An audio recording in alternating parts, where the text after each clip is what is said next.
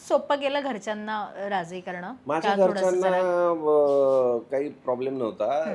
तिच्या घरच्यांना खूप प्रॉब्लेम होता. मग तिच्या घरच्यांना तिनेच हँडल कन्व्हिन्स केलं केलं? आणि ती म्हटली, "केलं तर याच्याबरोबर, नाहीतर नाही." मग गोंधळ झाला.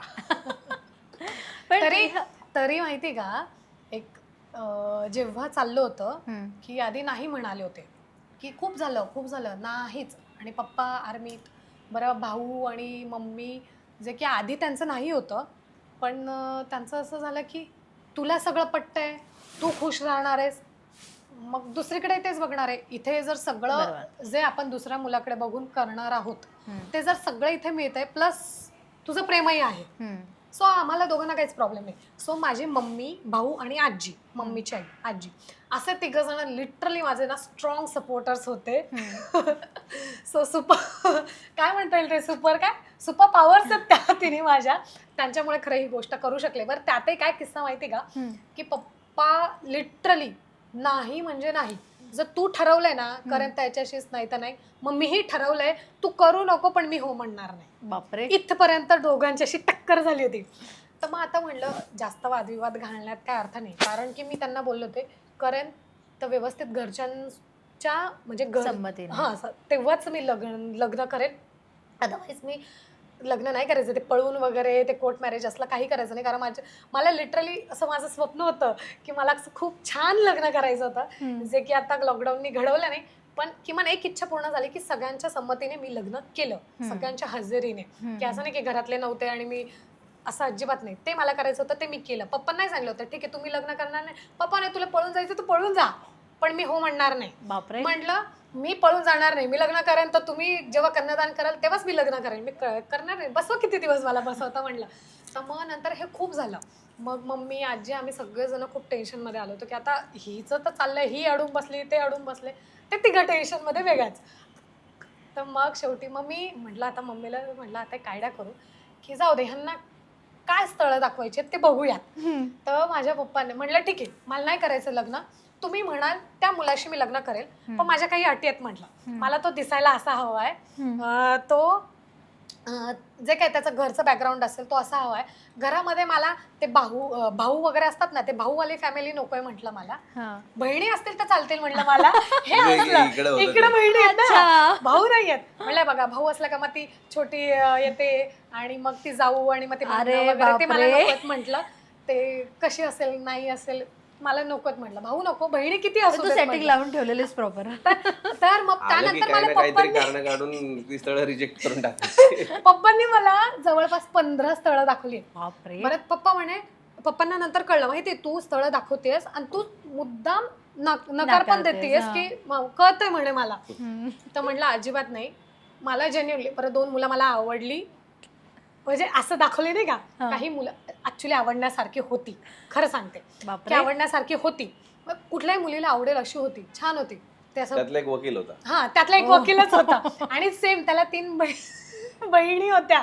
सेम पप्पांनी शोधून आणलं, छान जसा बॅकग्राऊंड मला हवा होता सेम तसा, म्हणे घे त्याच्यात तुला काही कमीच नाही, चॅलेंज. आता काय करायचं मला, आता पप्पांना मारतील का रे ऐकलं तर, हा किस्सा फक्त माझ्या भावाला मम्मीला आणि आजीला माहिती. बरं त्यांचं असं झालं आम्ही कसं बोलायचं, पण मग मी त्यांच्यासमोर प्लीज, मग मी असं तोंड, मग माझा भाऊ कसं आहे की मम्मी जाऊ दे ना ग, तो असा आहे नको दीदीला ग असं असा मला येतो. आणि मग तुम्हाला काय करायचं, ती खुश राहणार आहे ना, संपला ना विषय, असं त्याचं. मग मी प्लॅन केला, तो मुलगा मला आवडला, म्हणलं आता याच्यात तर कमी काढायलाच नाही, म्हणलं आता करायचं काय, तर आहे ना मला बऱ्यापैकी ॲस्ट्रॉलॉजी समजते. ओके. तर मग मी काय केलं असेल, मी अशी बर्थ डेट शोधली ज्याच्यामध्ये त्याला आहे ना स्ट्रॉंग मंगळ आहे. माय गॉड. स्ट्रॉंग मंगळ आहे आणि आमचे गुण अजिबात जुळणार जुळत नाही. नाही. असं डोकं लावून एक एक जन्मतारीख टाकून बघितली, तेव्हा कुठे जाऊन एक जन्मतारीख आली आणि पप्पाने आणलं तो बायोडेटा मला पाठवा, मी जुळवून आणते. आता काय केलं, पेपर वर्कवर लिहिताना पप्पांकडे तर जन्मतारीख आली होती, पेपर वर्कवरती लिहिली, ब्राह्मणाला देताना दुसरी दिली आणि मग ते गुण त्याने लिहिले. आणि आणि मग आजी आणि आता ते ब्राह्मण ओळखीच होते आजीच्या, त्यामुळे मग त्यांना आजी म्हणे काही विचारू नका, तुम्ही फक्त एवढं करा म्हणे. तर मग त्यांना मग ते म्हणे करते कोण आहे, मग ती तरी कुंडली दाखवा. मग आमची खूप छान जुळली, जमली आज. परफेक्ट. म्हणजे म्हणे याच्यासारखं बेस्ट परफेक्ट मॅच आम्हाला दिसलेलं नाही अजून, वाव. की इतके छान तुमचे नंबर्स जुळतात वगैरे असं. तर त्याच्यानुसार की म्हणजे एकमेकांना खूप सपोर्टिव्ह आहे कुंडली वगैरे असं बरंच. मग आजीला असं झालं की अरे वा, मग आपण जे खोटं बोलतोय तिला मग तो गिल्ट आलाच नाही, की आपण जे अपेक्षित करत होतो हे यांचं त्याच्या पलीकडे जाऊन खूप छान जुळतंय जमतंय असं. आणि मग घरी येऊन ते दाखवलं. म्हटलं मम्मी तोंड पण आता सांगा, म्हटलं काय करायचं. म्हटलं मी नाही जुळत आहे म्हटलं असं. मग त्याच्यानंतर मग पप्पांनी हात टेकले, एक काहीतरी काही ना काही कमी काढायची, खोट काढायची. हा. तर मग असं करून मग मी ते पप्पांना नकार दिला. मग पप्पा म्हणे सोडलं, म्हणे मला आता ह्या टॉपिकवर बोलायचं नाही. किती दिवस गेले, मग लॉकडाऊन लागलं, मग आता जायचं कसं, करायचं कसं. घरचे त्याच्याहून दुप्पट, म्हणे काय कुठे ते पुण्यात राहतात, किती लांब, मुलगी आपल्या अशी नात्यासंबंधात द्यायची असते, नाशकात द्यायची. नाशकात ॲक्च्युली आमचं सगळं खानदानच नाशिकचं आहे. ओके. सो फॅमिली खूप मोठी आहे, म्हणजे बरेच, म्हणजे मी सांगू शकत नाही इतकी मोठी फॅमिली ना आमची. सो ते नाही काय कुठे पुण्यात राहतात हे, बरं ओळख नाही पाळख नाही, कसं जायचं हे यांच्यापर्यंत. आता मग ते म्हटलं अहो पुण्याला दिल्यात की बहिणी दिल्यात, मुली दिल्यात, त्यात अजून एक मी जाईल तर आपली फॅमिली तिथे वाढेल म्हटलं. मी अशी. पप्पा म्हणे तू काय बोलू देणारच नाहीयेस. त्यांनी हात टेकले शेवटी. मग खूप झालं, खूप दिवस गेले. मग त्यांचं पुन्हा तेच की नाही मी नाही नाही नाही. म्हटलं एक काम करा ना, तुम्ही बोलवून घ्या, भेटा, तुम्हाला जे वाटेल मी ते करेन म्हटलं. ओके. आणि यांच्या आईकडनं बहिणीकडनं स्ट्रॉंग सपोर्ट होता. हो. सो यांना काही बोलायची गरजच पडलेली नाही. वडिलांशी काय बोललास काय, जेव्हा वडील भेटायला आले तेव्हा काय बोललास? आणि सगळी सिच्युएशन तुला माहिती होती की हा असं नाही असं नाही सगळं फक्त चालू आहे? भेटलो वगैरे, चहा पाणी, मग काय किती प्रॉपर्टी हे ते सांगितलं, एवढे एवढे असं असं असं. Okay okay okay. मग आम्ही गेलो तिथून. मग त्यांनी बॉम्ब टाकला, मला ती सगळी प्रॉपर्टी बघायची.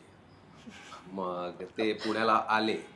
खोटी सांगतोय खरी सांगतोय. मग हा फ्लॅट, तो फ्लॅट, हे फ्लॅट. तर त्यांना ना विश्वास बसत नव्हता की त्या बिल्डिंग मध्ये आहे वगैरे वगैरे. मी लिटरली त्या जेवढे आहेत आपले प्रॉपर्टी त्याचे कागदपत्र त्यांना दाखवले. त्यांनी सगळं चेक केलं, एक एक शब्द चेक केला. बापरे. आणि म्हणे याचा अर्थ असा असतो. म्हटलं मी वकीलच आहे. नाही तरी म्हटलं मग ते सगळं बघितलं आणि मग त्यांनी होकार दिला. नाही त्यातही अट होती, जशा की मी खूप अटी घातल्या होत्या की असं केलं तर तसं केलं तर. त्यांची अट होती की त्याला इतकी प्रॉपर्टी पाहिजेच तरच मी तुझं लग्न करेन. मला नंतर असं नकोय की ते इतकं झालं तितकं झालं, की खूप श्रीमंत आहे असंही नकोय की चला बाबा खूप पैशावाला बघितला आणि मग तू त्या पैशांच्या मागे गेली. आपल्याकडे काही तशी कमी नाहीये असं पप्पांनी स्पष्ट.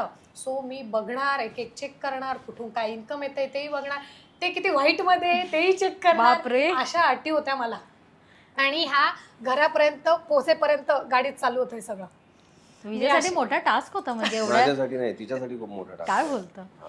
माझं काय, आई तयार, बहिणी तयार, मला काहीच प्रॉब्लेम नव्हता.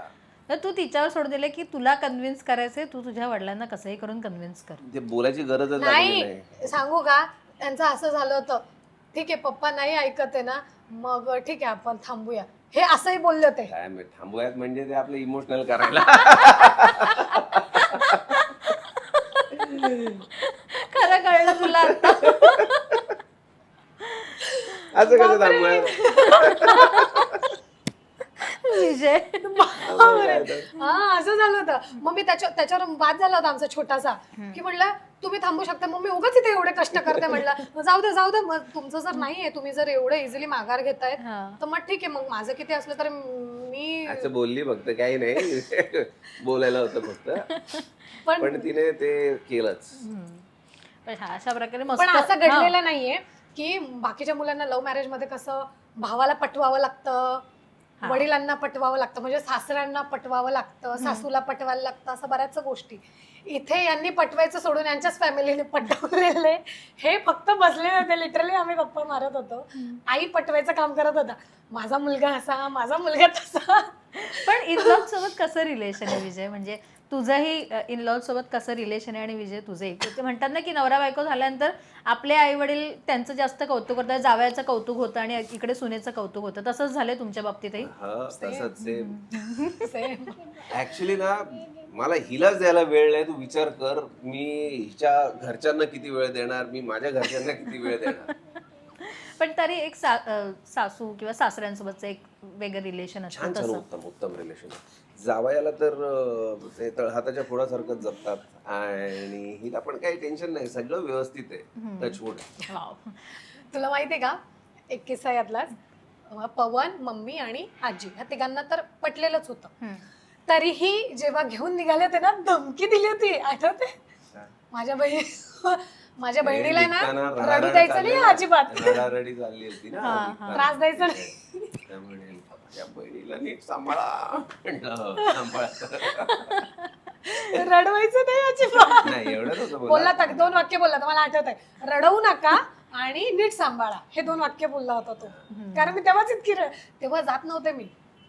हा बरं, एवढं तुला माहिती का, एवढं रडून रडून एवढं सगळं कष्ट करून, हा लग्न केलं, सगळं खुशखुश, फेरे घेताना सगळं छान, जेवण केलं, सगळं केलं. ते पाय धुवायला येतात ना जाताना निघताना, ते सगळं झालं. आणि जेव्हा खरं जायची वेळ आली ना, धरलेला हात सोडून दिला मी डायरेक्ट मम्मीच्या भावाच्या मागे लपले, म्हणलं मला नाही यायचं. एवढा सगळा जो काय तामझाम केलं तो ज्याच्यासाठी केलं तेच सोडून देत होतेस.